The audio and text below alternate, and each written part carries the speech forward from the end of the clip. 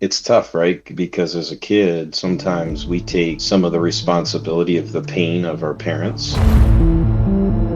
The first question that we caught in sort of the pre-show banter was the idea of fatherhood. But I asked you what the secret to being a spectacular father is. It is how you show up and love your spouse. We as men loving on our wives at the highest level is very important, and they watch and listen to everything you do. You really tapped into something like big right there. And it's not common because there's so many places you can go. Oh, you could teach this, you could teach that, discipline, whatever it is. But at the end of the day, like that connection between how you watch your dad treat your mom when you're a kid, it runs deep. A lot of us are trying to lead by example, and their mom is typically one of the most important things in their lives, and you as a man can show your kids how to love their spouse. You don't hear that spoken from that perspective that often, but it instantly triggered me. You tapped right into it. All right, you guys, we've got a real treat here today on Man on a Mission. This is a dear friend of mine, someone I've known for a long time, someone I look up to, I admire, I respect. This is someone that it really needs no introduction. He's been around me a lot. People that are following me kind of have seen this guy around, and if you don't know him, you should know him. Mr. Mark Richards, thank you for being on the Man on a Mission podcast. I really appreciate you, brother. Yeah, thanks for having me, man. Love you too, buddy.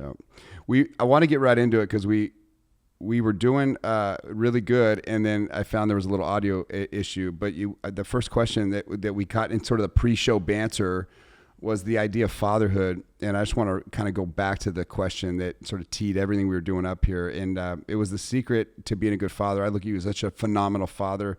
I love Luke and your son and just your whole family. You as a family man, it's such a strong part in your life, clearly based on how your kids are and your family all in general, just such an amazing group. But I asked you what the secret to being a spectacular father is. We'll start there. Well, I said it is how you show up and love your spouse. I think we as men loving on our wives at the highest level is very important, and they watch and listen to everything you do. And I think a lot of us are trying to lead by example, and their mom is typically one of the most important things in their lives, and I think if you as a man can show your kids how to love their spouse, it's super important. And I was going to say the other thing is don't be afraid to be affectionate with your kids. I'm a big hugger, man. Every time I see you, Yep. my 6'4" butt's giving your butt a hug. And but I think it's super important, to be affectionate with your kids. Yeah, that's one of my favorite answers, man. You really tapped into something like big right there. And it's not common because there's so many places you can go. Oh, you could teach this, you could teach that, discipline, whatever it is, be the man.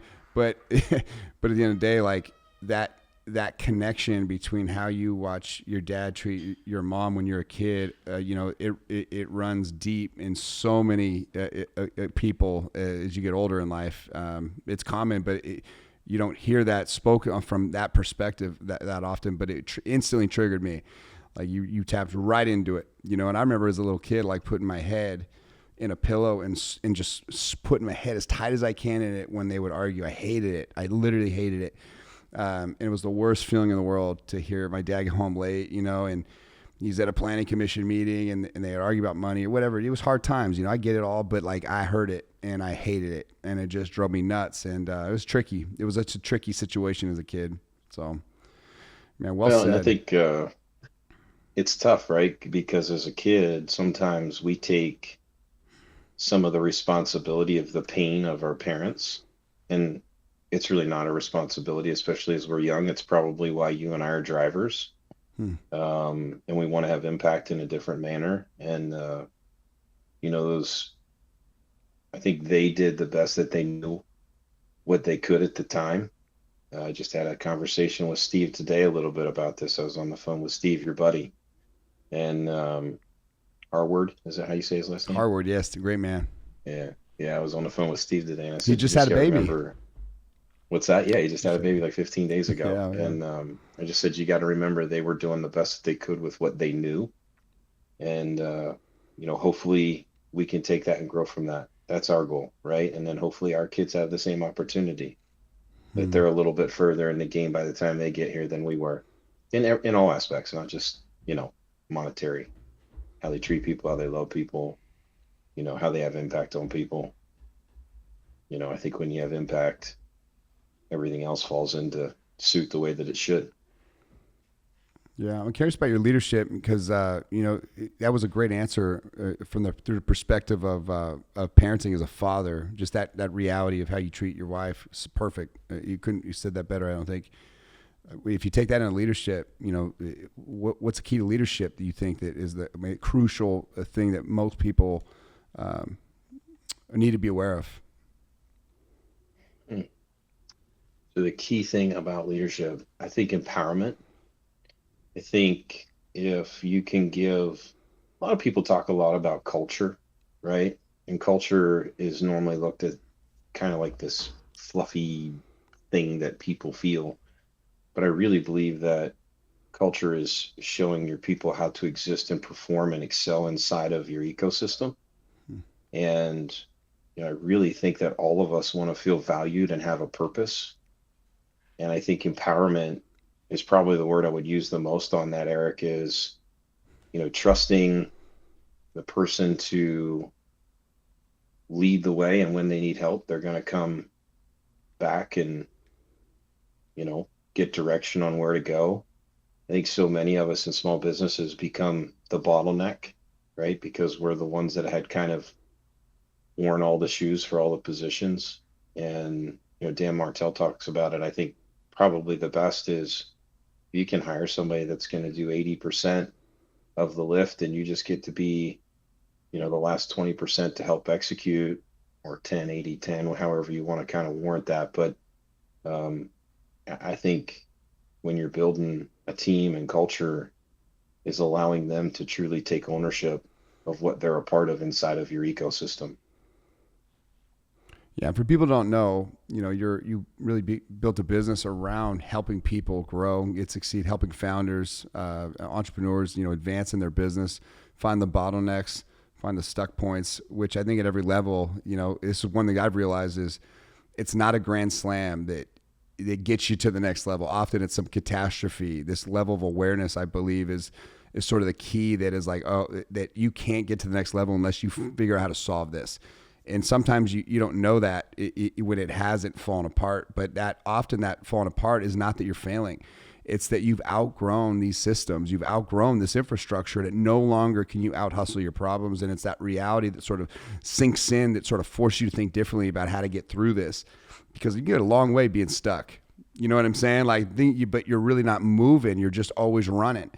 And those are some realities that as I look back and connect a lot of dots, even in current chapters, everything you do is always sort of that new level of awareness that, like, man, this everyone else thinks I'm hitting a home run right now, but like I'm barely surviving is what it feels like on the Yeah. inside. Or like you've been burned so many times and you're like, you can't solve for some of these things that you're blind to as an entrepreneur. And I come back to this too, and I'll tee this up for you, but because I want to hear your perspective. It's a big topic, but I'm a visionary, for example, right? My ability to to be an integrator ain't that, and in my level of awareness of what I need, especially it's something that I never treated like a business.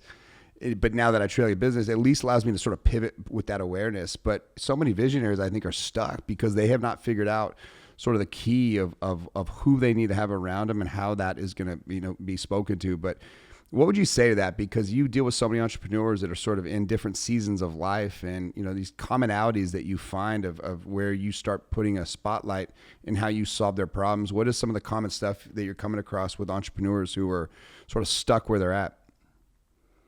I think the biggest thing is, and I don't know if the word pride is correct, but a lot of business owners have kind of, especially the founders we work with, are bootstrap guys, right? Like they've started it in the trunk of their car and their kitchen table. So they don't know anything other than just Yeah. grit and hard work and, trying to just strategically solve the problem. I mean, most business owners are really good at problem solving. I think the best business owners are tremendous problem solvers. That's what makes them so successful. But I think that also sometimes keeps them from seeing the light of surrounding themselves with people that will help them compress time, right? I mean, 10x is easier than 2x. If you haven't read the book, you should. But the reality is when you get some people around you that have already done it, seen it, felt it, been a part of it, it's going to allow you to have a momentum curve that's tremendously faster than you spending quote quote the time on it yourself. I mean, it's either going to be time or money. We all know that. And I think the sooner that you can get yourself in a position where you can find a strategic partner that's going to help you work through this and put a team around you. We always say, like, there's two things that are the backbone to our company. We want to help companies in growth mode. We want to help companies that are dealing with growth pains. And we want to help companies build a position for you to escape your business however you choose. Hmm. But the biggest piece that we want is we want a space where business owners can have real conversations and they know that they got a team behind them that's going to help win, right? Yeah. And winning is not, continuing to fail and have to grind through the constant, I'll just say, hardship of business ownership. Business ownership's hard and it's lonely. It Hmm. really is. And so I think for me, Eric, typically what we see in a lot of the clients that end up coming our way is they've just kind of realized, like, I can't do this on my own anymore. Right. Like, we need to get somebody around us that helps us kind of see the light. And I think the other thing too is a lot of people end up being so in the business that they don't get to dream anymore, right? Like, you didn't start a business to have a job. Inevitably, that's what you were doing. You started a business so that you could have autonomy, and that's different than flexibility, right? Flexibility is you can leave, but you're going to come back to a shit show, right? Whereas autonomy is you can So true. disappear for a summer to the beach house and you come back and everything's okay. Right. And I think the sooner that a business owner can really realize, like, surrounding themselves with people that are going to help them compress time, the faster they're going to get out of it. Hmm. This is a big topic, and I think I'm going to hang out a little bit longer here. First, I want to address something that you mentioned. You suggest the book 10x is easier than 2x. One of my favorite concepts, and I don't know if it's natural to be that way of being is natural. I always felt like that's where I was happiest was when I sort of was forced to think past what it would take to double and really think what is it going to take to be in the next stratosphere. And you can kind of connect dots throughout even my own existence. And again, then you get to the guys, and this is where it gets humbling. Like, I know I thrive there personally, but then you get to the guys that really took that to levels that are hard to even fathom.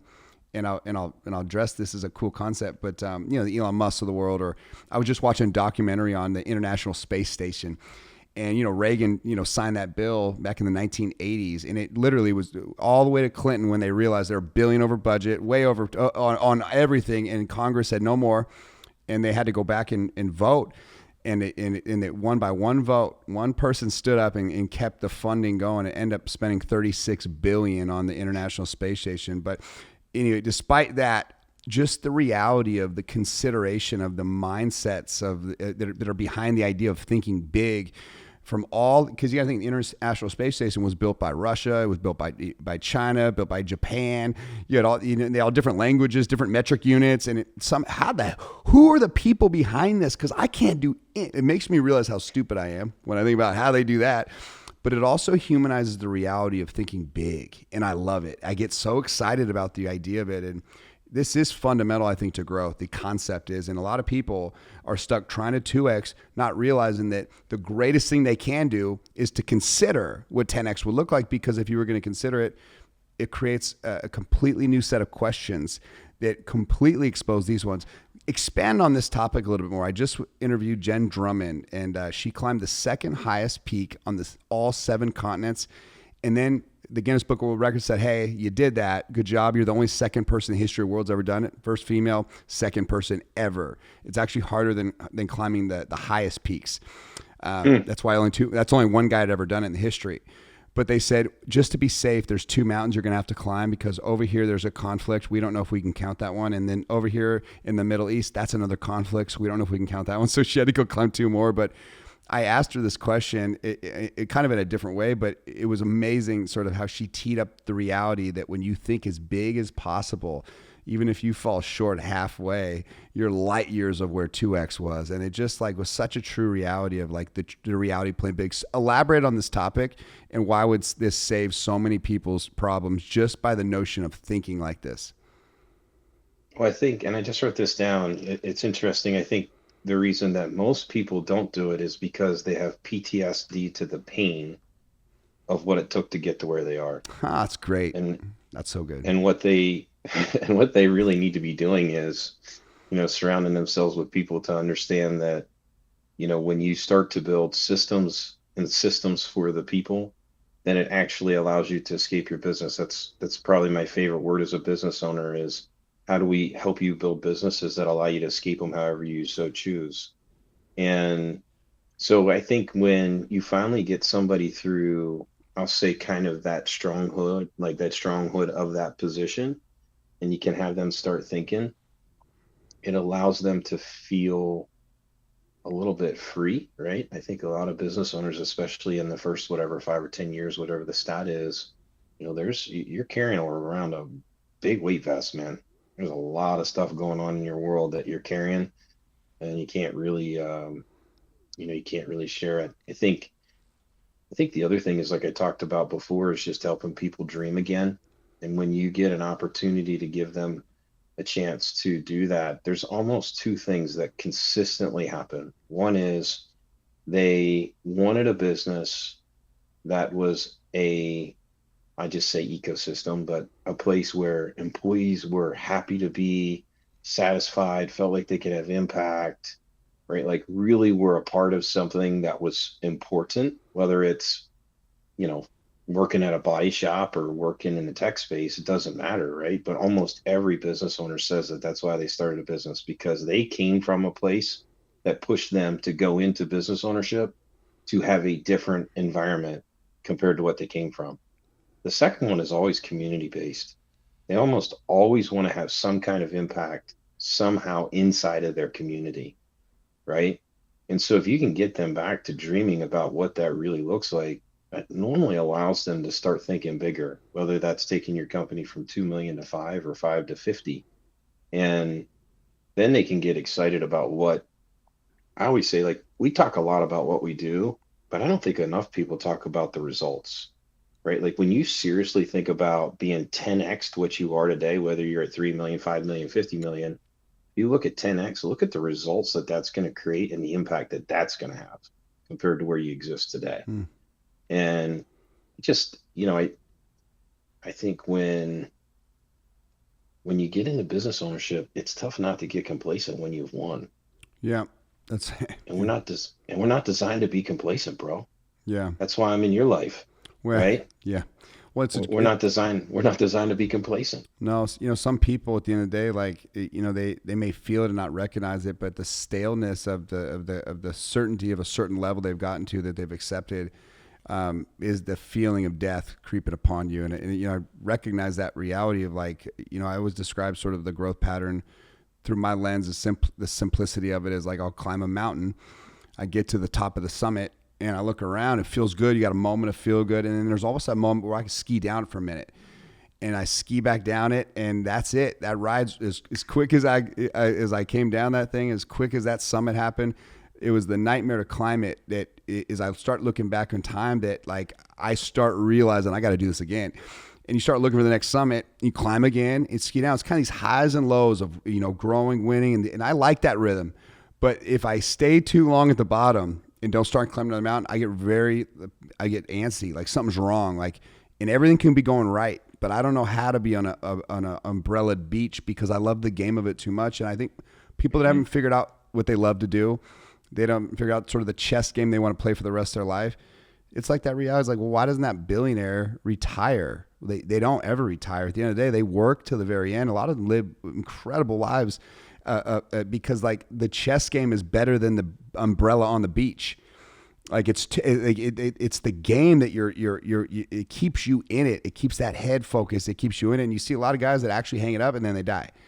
I don't know if there's a connection between health and lifespan and like staying focused on the chess game of your life that you're playing. And again, like the master of it, I think, is where you can integrate the family. There's lessons in everything. Like there's powerful presence. Like, can you spread this across the board? Because at the end of the day, like, it would be a sin to only play chess at the end of the day and not, many of these people look back and they regret so many things in their family. So many times they weren't present. So, I mean, there's still a balance that you want to speak to, but that putting up that chess game, like as a retired piece, I think that's where it starts going down. If you're not growing, you're dying. Yeah, I think too, like, you brought up an important thing, billionaire, why do they keep going? The reality is not about money. No, It's about, there's this thing called success versus significance, right? And I think on the front side of whatever it is, 10, 20 years, you're kind of chasing the success side, and then you go into the significance piece. And billionaire, millionaire, whatever, it doesn't matter. It's just zeros at that point. They're not chasing the money anymore, mm, right? Like everybody figures out how much money they need to live the lifestyle they want.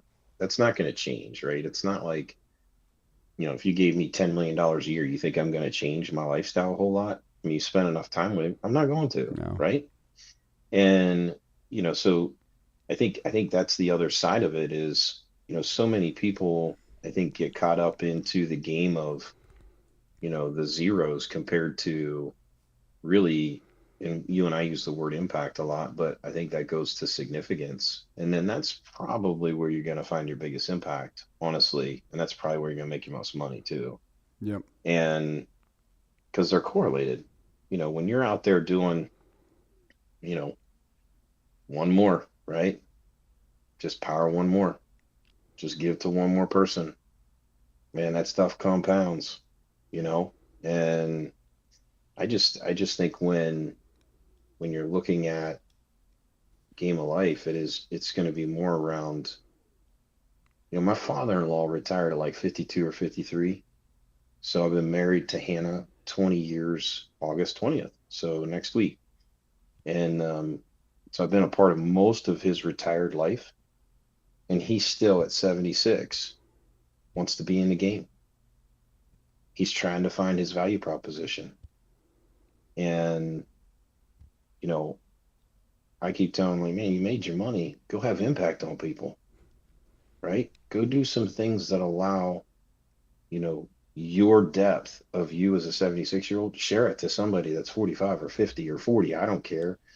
And allow them to learn from you. It's the same compression of time that I was talking about on the business side. It's the same thing, whether that's biblically, whether that's in leadership, whether that's as a father or a grandfather or whatever it is, right? They've got life lessons. Somebody interviewed me here recently and they said, hey, Mark, has anybody ever said to you, man, it must be nice, right? And, and you know this, I just spent most of the summer at our beach house.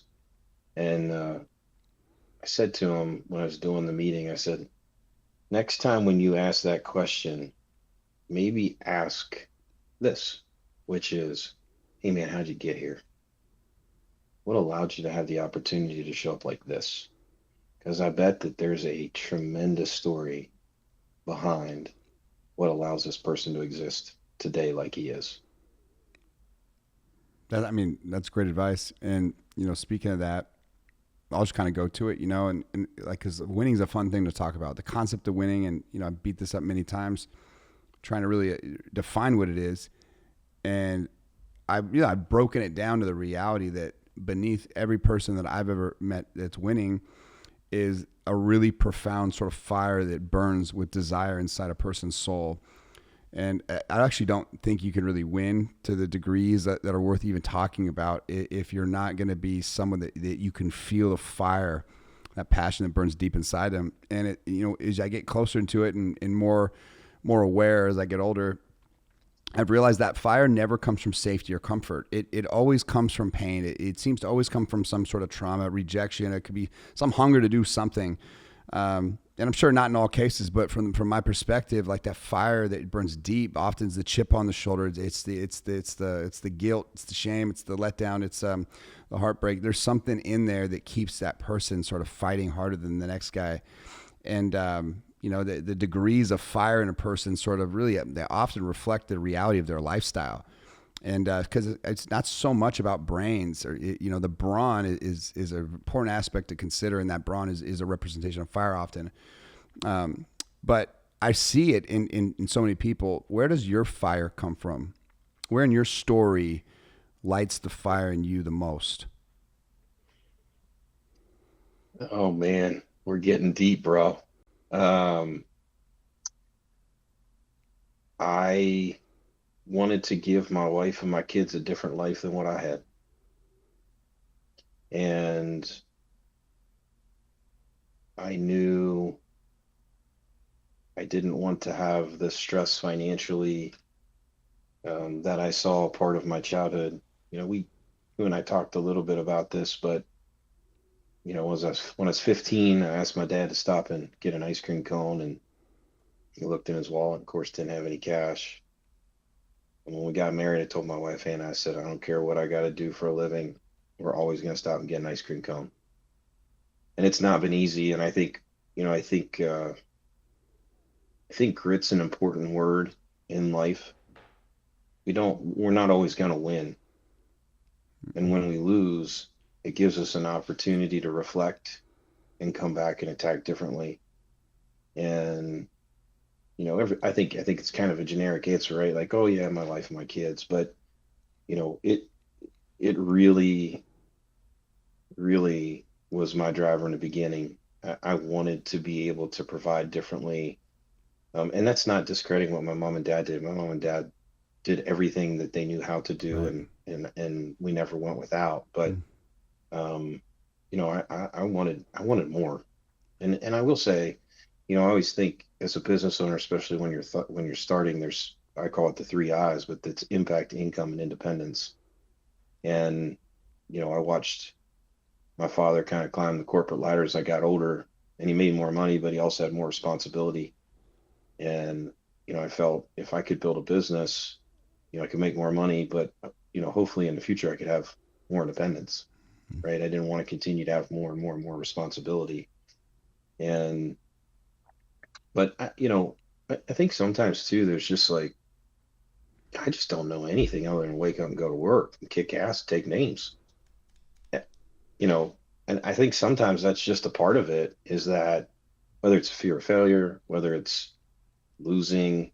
But I can tell you, this guy, Chris Smith, that's a part of my life. He said, I believe life is like climbing a mountain that has no peak.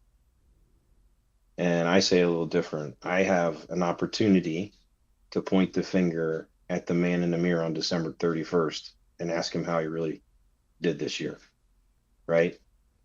As a business owner, as a dad, as a husband, take care of myself physically. Or like there's a lot of things that I do some reflection on.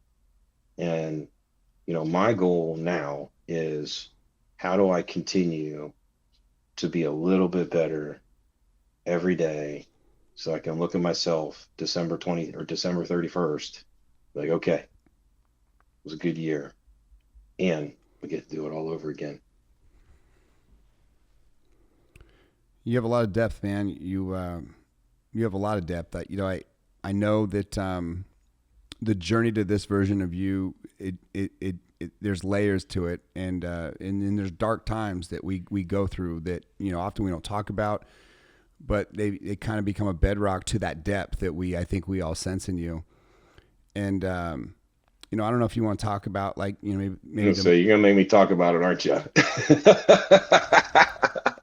well, we'll see if you. Go ahead. I'm Go ahead. I'm not. I won't say it directly, but it's a moment in life. It's a hard one to get past, right? And we all have them. You can't escape life without the pain, and the pain that comes from things that are often hard to talk about, but really are so connected to what I've seen is sometimes your greatest gift is birthed inside the pain that we can't see right now, but it's one of the things that I could feel in you. But there's a line in the sand, this before and after moment that sort of like comes often from a decision of how we're going to sort of like make use of this pain, whether we hide it and we just bootstrap it, but it's in us, or we actually start vocalizing it and bringing it to the light, and in trying to help someone that maybe went through some powerful dark moment in their life. But what would be something that you would be willing to share that was like a line in the sand that before and after moment, something that broke you, and maybe it's that same thing that is inside you that's waiting to wake someone else up.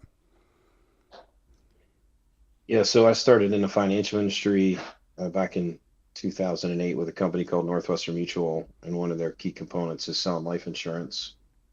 And I was at a conference and got to hear a gentleman speak about a story kind of associated to a family member that ended up passing away in a car accident, and he didn't have the courage to speak to him about what he had done or what he did for a living. And so when I came home, I'm the oldest of five, and just kind of had a conversation with everybody that I cared. I call it the spider web, so kind of really close to me, which is very hard when you're starting in the financial industry and you know nothing. And yeah, my brother Jonathan, who was 20, had decided to take a life insurance policy, and I think he took that in maybe September, and then he was killed in a car accident in December. I can't remember the date. It's either the fourth or the fifth. I think it's the fifth or fourth. I don't know. My parents think it's going to be mad at me. Hmm. Um, but Jonathan and I were very close. The reason that I hug everybody is the last thing I remember doing with Jonathan was giving him a hug. And there's two sides of that. I don't think we're hugged enough. I'm a big old teddy bear, and you're not going to get away from me. So if you don't like hugs, tough shit, because I'm going to make you give me one. And so about 3 months after Jonathan's death, well, let's back up. So he was my first life insurance death claim. So what that means is when somebody passes away, you have to take the beneficiary a check. So my first check that I ever had to deliver in the industry was to my mom and my dad. And so for the next 90 days or so, I really struggled to talk about life insurance. And, in the beginning of the industry, you're not making money managing money. You're making money selling life insurance and trying to pick up assets as you go. And so right around, I think June timeframe, I had pretty much was very serious about leaving and started another business. And Jonathan and I used to go to a family farm, and we had a golf cart, and we'd ride around and do little stuff. And but he and I were always super tight. And he was really close with my son Luke. My daughter was only 3 months at the time, and I fell asleep, and he came to me in a dream, and we're on the golf cart, and he grabbed me on the arm and told me he was okay. And that was 15 and a half years ago. And Hmm. so from there, I felt like I had to stay in the industry, and I needed to make um, his story come to light. And, you know, life insurance is, I think, one of the hardest things to sell, to be honest. It's not an easy thing to do. And, I think God gave me the opportunity to tell a story to help people take action. And, you know, I've been very intentional about owning that responsibility. I've, nobody wants to sit beside the guy in an airplane and say, "Hey, man, what do you do?" Like, well, I'm actually a life insurance specialist. But, it matters, and doing your planning matters. And, um, yeah, I spent a lot of years trying to make him proud. And, it, you know, you, I don't know, man, you can see right now, it still gets you. Hmm. It's, but yeah, that was definitely a pivotal point in my life where uh, I showed up differently, for sure. But I Yeah. own the opportunity, right? And we all have these things in our life, and we can either let them crush us, or we can have grit and resiliency, and we can push through them Yeah. and use them in a positive way to empower people to make tough decisions, Yeah. because that's part of the deal. Yeah.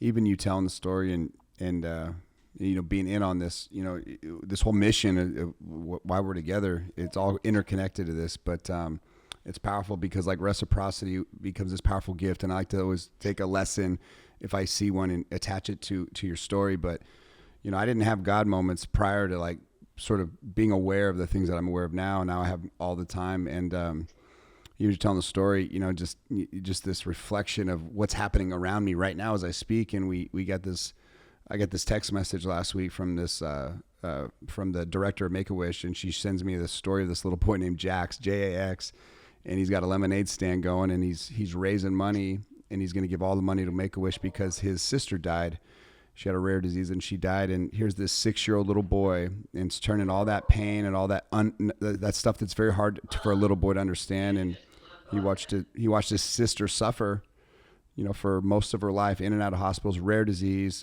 Only person they've ever known of to have this gene. They don't know how it affected her, but she had aneurysms.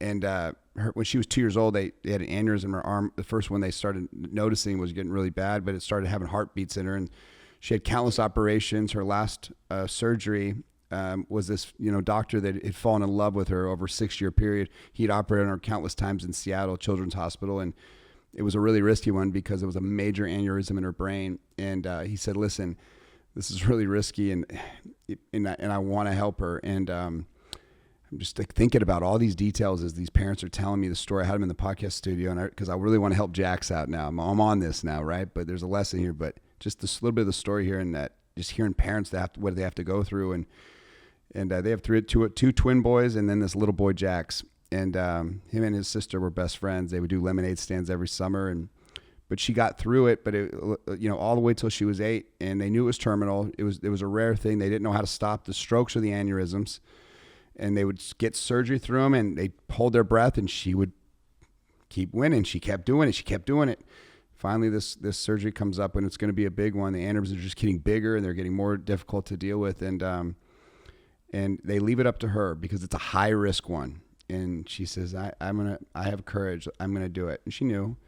And she would say little things, am I dying? Like, yeah, just tricky, right? For anybody that, like, you just start thinking about pain in general. Like, oh, like, man, thank God that doesn't happen to me. You know what I mean? Like, maybe I should be grateful right now. I mean, there's so much about in these stories that I feel constantly. And I put myself in these parents' shoes, and this poor little brave girl, though, and the little boy Jackson. The second that doctor opened her brain up, it exploded. And like just hearing the story of this poor guy, just in that moment of just hell, like it's the worst thing in the world. Like you can't even, for the doctor's perspective, this little girl's perspective, the poor parents, like there's 6 years of misery. And, the aftermath of it all, is years, year and a half, whatever it is, 2 years later, is this little boy now who's 6, and he's turning that pain that he can't understand into a lemonade stand. He's raising money because he realizes that one thing that was really important for his sister when she was at her worst was Make-A-Wish, because they granted this little girl a wish, and her whole wish, I gotta send you a picture real quick, was her whole wish was to be near unicorns, whatever that means. But this is kind of the net of what the unicorns were for, and Make-A-Wish put this together. You sent that to me. Built this beautiful room, and long story. I'm letting the audience connect to all the details here, but it is so amazing how this little boy is turning that pain into purpose. And I think that, through me, even the audience, being able to sort of elevate this story to the world, and show what even a little boy can do. I mean, that little boy could go impact so many people with his cause, his mission. So I want to elevate it. It's just become the core of who I am, the awareness of the power of the pain and what you can do with it, because the only thing that you can do with it, I'm convinced, is to get in the light and really leverage it for good, for better. And I think that's what so many of the mission-driven humans that I've been near, now little boys that are mission-driven, they find a unique path to freedom despite the pain. And it's because now her sister's life potentially could have so much meaning because they're going to do something with it to inspire, to help other families. Jax could help so many little boys that lost their sister to cancer. I mean, there's so many angles that you could have, but if he stays a victim to it, if the parents sort of seize up and sort of stay a slave to the pain, it's not honoring how powerful the pain is. And it always makes me come back to this reality that I fought for so long, is why would a good God, an all-loving God, all-powerful God, let that happen to that little girl? And I've never been able to fully get behind it, except to think that if it's used right, it can save millions of others people's lives. And because of that pain, it's what gives joy and gratitude meaning. Because without it, there wouldn't be joy or gratitude. Light wouldn't matter if there wasn't dark. It wouldn't even be a thing. And I needed to find those reasons for myself. And I think the audience may connect to some of that. But the bigger lesson is that pain to purpose. I don't know how you feel about that, or if you want to embellish past that, but this has been a profound thing in my life at this age. Huge for me. Yeah, I mean, I think I think for me, I would just say this is my way that I have been able Yeah, to deal with what we experienced. And I think that um, one, I don't think God just wants old people in heaven. I like that. And I think that what he needed to do with Jonathan, Hmm. he succeeded in. Wow. And it's not my job to judge him for that. Now, Hmm. that's not something that happened easy for me. That took years and years and years to get to that point. Yeah. But I really believe that. And I think that, you know, Jonathan had an opportunity to touch a lot of people while he was here. And, you know, selfishly, you want him here longer, Hmm. but that's not our choice. And it's, I think that I really do believe that he used Jonathan for what he needed to. And we don't know what he's doing with him now. Yeah. Well, But I think he's saving lives right now. I think he's impacting lives right now, and I think somehow, the people that fall and are no longer with us, it's the ones that carry on the power of the message that radiates from the purpose of the pain that inadvertently saves so many lives and it fights evil. Like, what a better gift than to take the pain of a loved one that you lost and to turn it into power to fight evil. Like, somehow I just believe that this all is going one direction. It's the one yep. thing I can get behind as an action that I feel that it gives me inner peace to take the turmoil and the pain that I can't fully do anything with. I can't fix it. I can't solve it, but I can go out there and do something with it. And it sort of softened the fear of death for me. Even honestly, I hope that helps someone, but I feel like it is. I feel like you're part of the equation. This little girl's part of the equation. Your brother Jonathan. We got little Jax right here. Like, this is all part of these lives that are all circulating around this energy wave. And somehow, like, if there's a bunch of yous and a bunch of me's all over the world, I think that's the only reason this world hasn't destroyed itself already. Is there's enough good people that are using pain to actually like rise as Hmm. and maybe you can't without it. Maybe it's the most significant source of value you can have in the world is actually pain.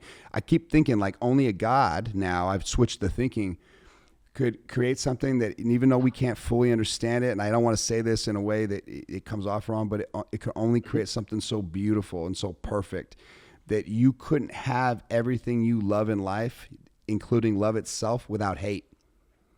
And it somehow it's the pain that sort of comes out of the innocence of that you can't explain of being assaulted that lights up so many people that go fight the people that make the decision to assault it in general. And it's that sort of circle of life of a system where there is a choice. But at the end of the day, if there wasn't the opposite of it, you wouldn't have the equal force that actually matters on this side, sort of validating the strength of love because it doesn't exist without its raw opposite, or does it? I mean, I don't think I would be where I am today without it.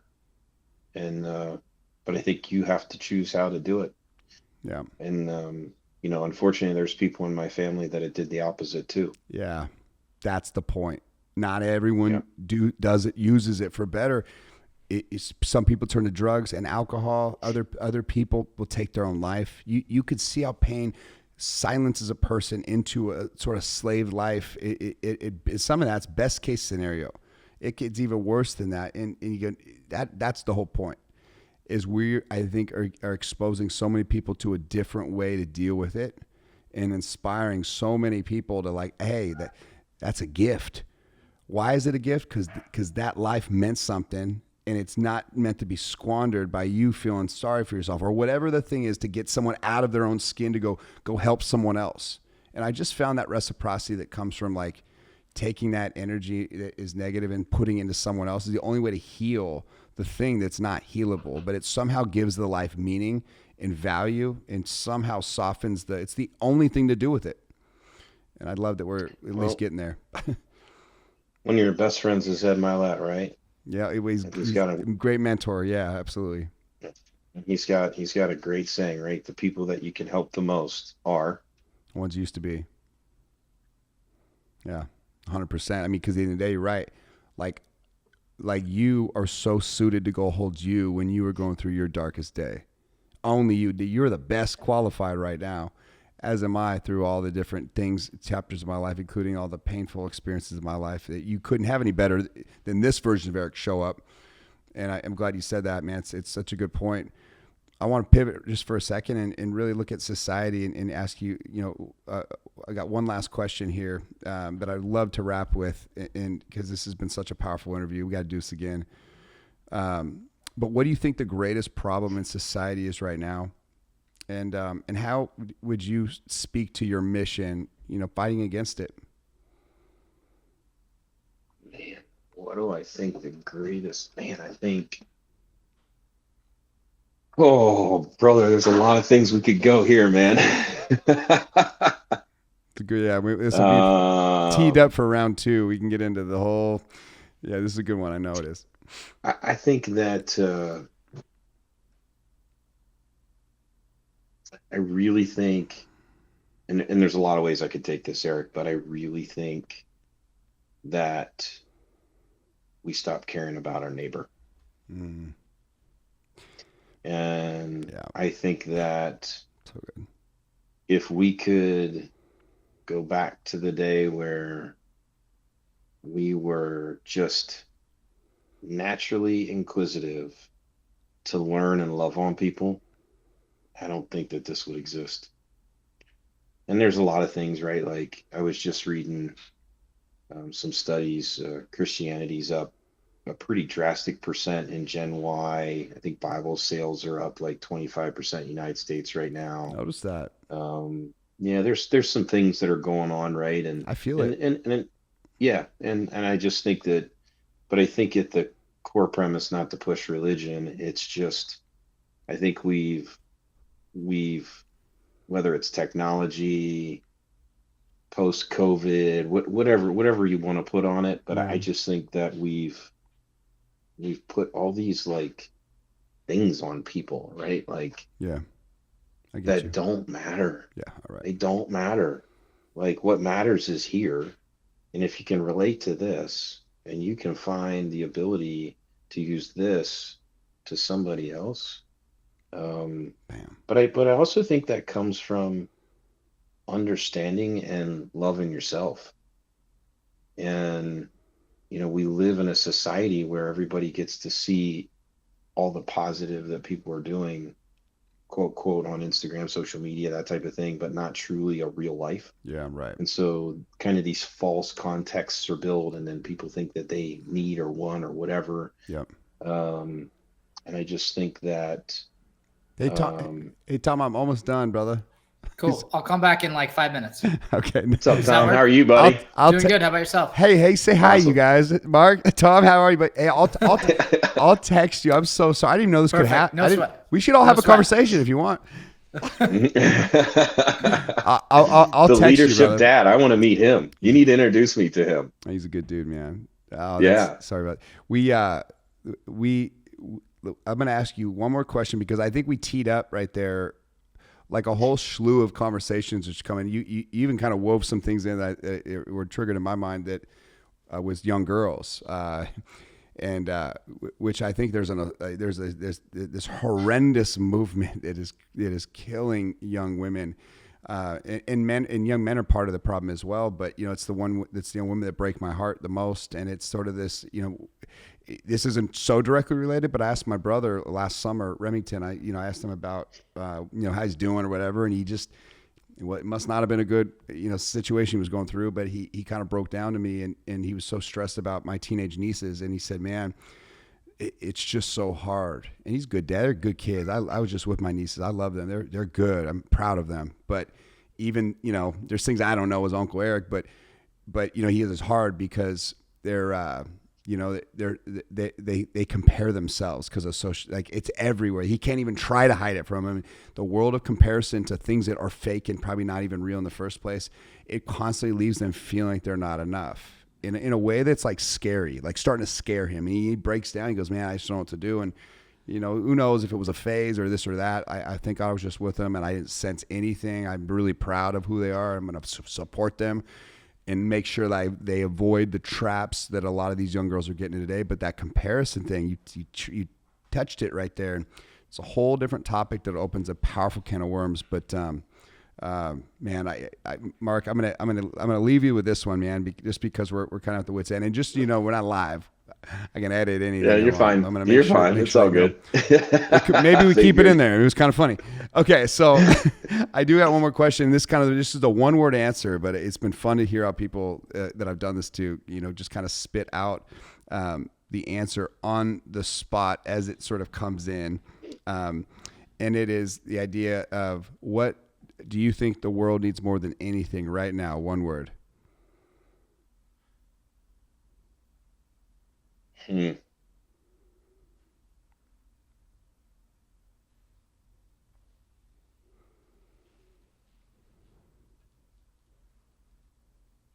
going to say compassion.